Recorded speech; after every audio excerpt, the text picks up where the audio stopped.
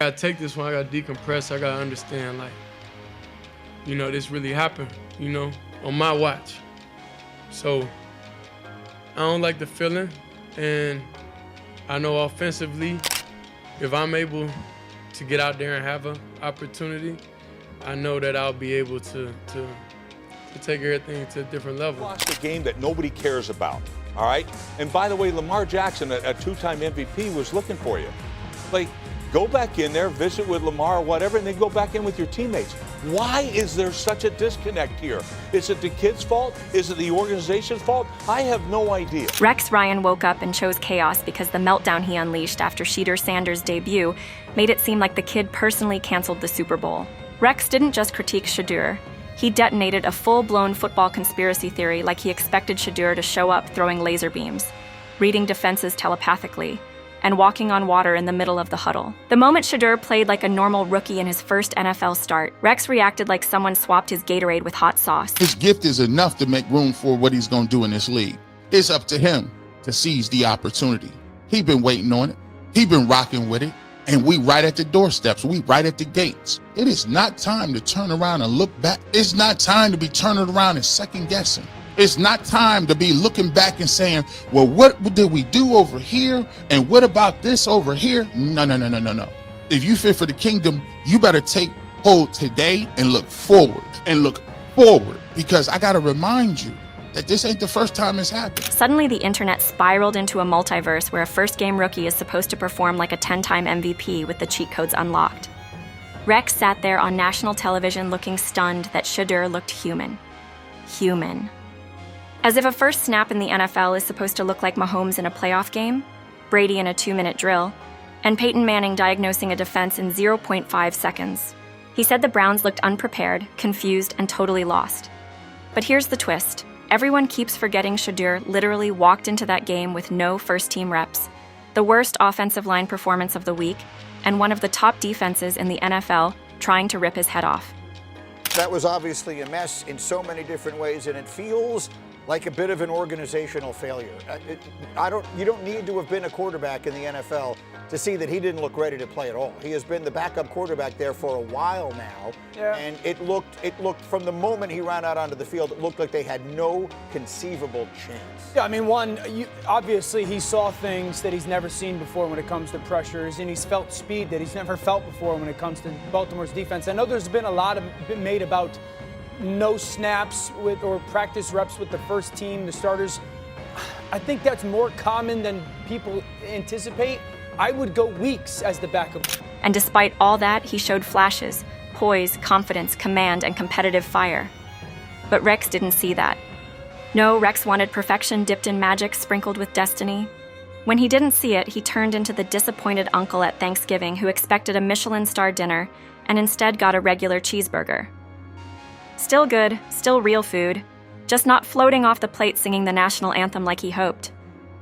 Analysts started acting like history rewrites itself just to ruin Shedeur's night. You miss history. Like, wow, that's the one game that you don't freaking play. I've never seen grown men get so crazy. I walked out late, so I didn't see the Ravens' second half drive. I come out there and the crowd's going crazy. I'm seeing the cops like jumping, hugging each other. I don't think I've ever seen people this excited. They really love that guy. I didn't know that was his first time throwing to the receivers ever. I think that was my first ball to him all year. I mean, he was definitely put in a position to probably not have the most success. Shout out to Shedeur, first start. Wish nothing but the best, but maybe next year. Peyton Manning threw 28 interceptions his rookie year. Brady didn't even start as a rookie.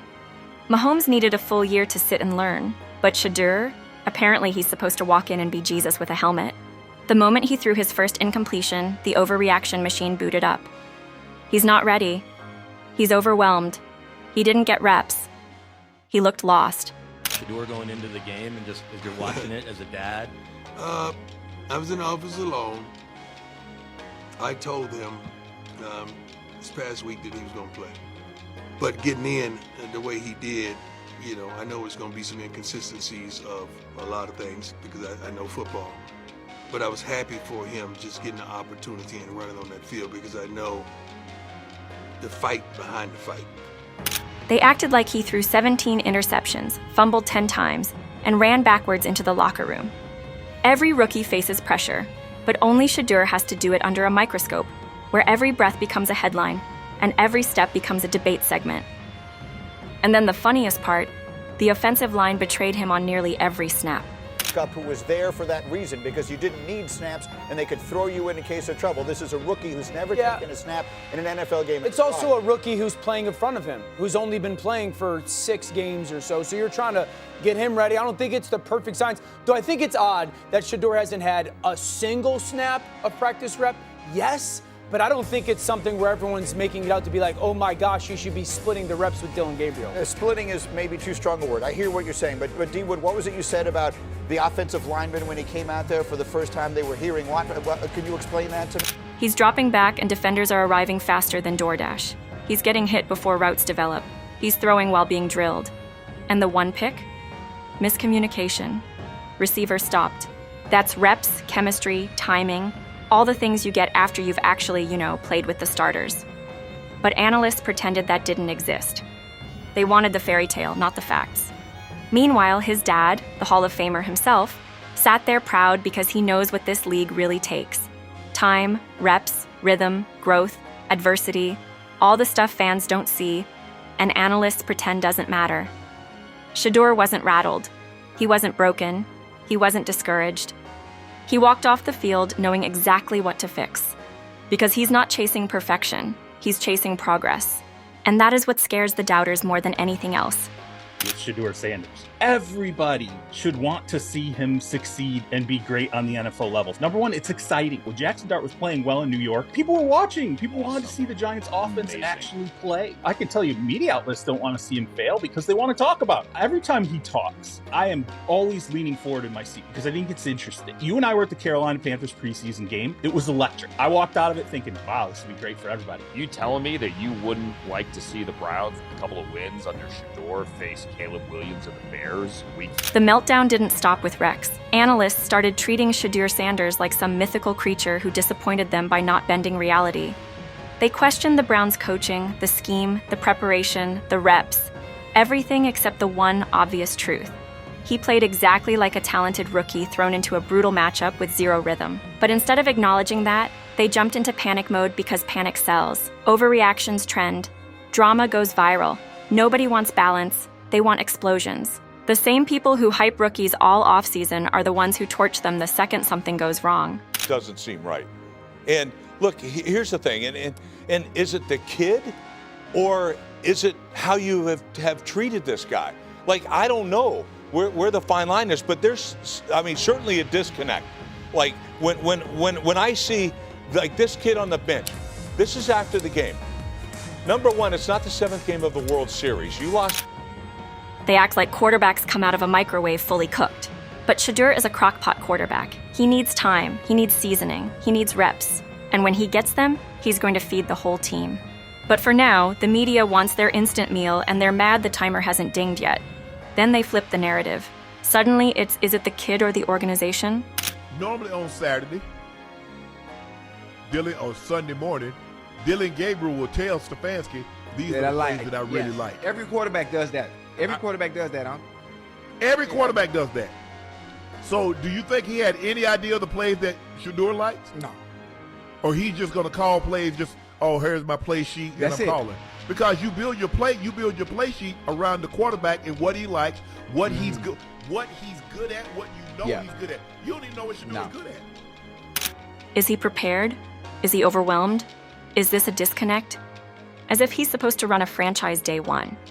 They forget the Browns barely gave him any first-team practice at all. They forget the Ravens' defense is a nightmare for any rookie. They forget rookies aren't supposed to be perfect. They forget reality, because meltdown season is more entertaining than patience. What makes it crazier is that if his last name wasn't Sanders, everyone would be praising him. So now who will we blame? Is it Shedeur Sanders not looking prepared, or perhaps maybe the Browns not having him going up prepared? I'm definitely blaming Kevin Stefanski and his offensive coordinator. What the hell is going on? You know what? Listen, you're the QB2. Shouldn't you have reps? Correct me if I'm wrong. Listen, we watch a lot of quarterback play over the years. We've seen people inept. We understand limited skill level and stuff like that. What's rare to see is a quarterback that looked grossly ill-prepared to be on the football field. I'm talking about schematically. They'd be saying promising young QB, great flashes, fought through pressure, stood tall, showed potential. But because he carries swagger, expectation, confidence, and a legacy, they want him flawless on day one. And when he's not, suddenly it becomes a crime. Analysts love confidence until someone actually has it. Then there's Dillon Gabriel, the QB who actually does get first-team reps. And analysts still pretend Shedeur should know Gabriel's plays, tendencies, and preferences by osmosis.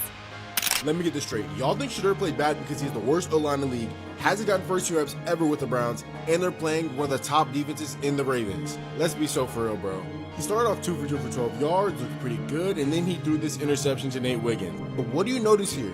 He's about to get drilled. The O-line was not O-lining today, bro. All those incompletions are because he snaps the ball and they're on that boy like white on rice. And with the interception, the receiver just stopped running for some reason, which I have no idea why. That's one of those things where it's a miscommunication between the receiver and the quarterback, and that gets cleaned up when somebody gets ripped. They argued Stefanski should have known what Shedeur likes in the playbook, even though Gabriel is the only one who communicated his preferences all week.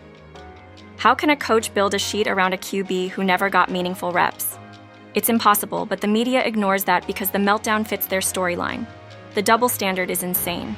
They treat his mistakes like scandals and his successes like accidents. They call his confidence arrogance, his poise entitlement, his belief delusion.